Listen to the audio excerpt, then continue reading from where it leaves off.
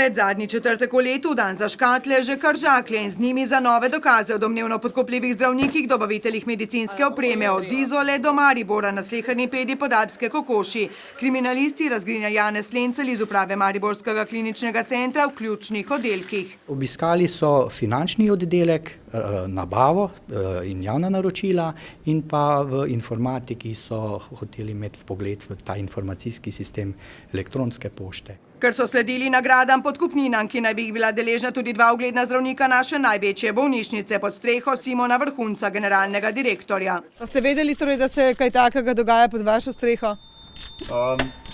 Vedno lahko slutiš. Univerzitetni klinični center je ogromna inštitucija, v kateri si je ugled zgradil opevani radiolog Zoran Milošević, znan sicer tudi po plačnih rekordih, težkih celo debelih 17 000 evrov bruto na mesec za redno delo na ure in dodatni program. A glej, tu je še delo pri zasebnikih in na mesec še dodatnih 10 000. Zdaj pa so tu še domnevne podkupnine od dobaviteljev medicinske opreme, za katere sta vedno, tako vodja preiskave Robert Slodej, potrebna dva, pri čemer oba spretno brišeta sledi. Ti dobavitelji so pa preko povezanih družb iz tujine denar nakazovali na njihove transakcijske račune, ki so jih ravno za ta namen ustanovili na območju Hrvaške, Avstrije in Nemčije.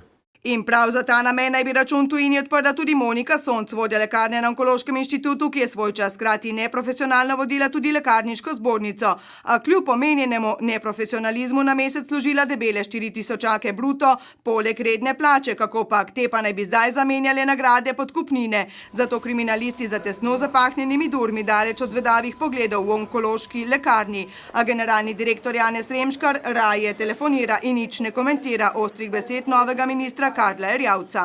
Če gre za sistemsko korupcijo, so odgovorni vsi tisti, ki so podpirali takšno sistemsko korupcijo, tudi s tem, da niso nič naredili.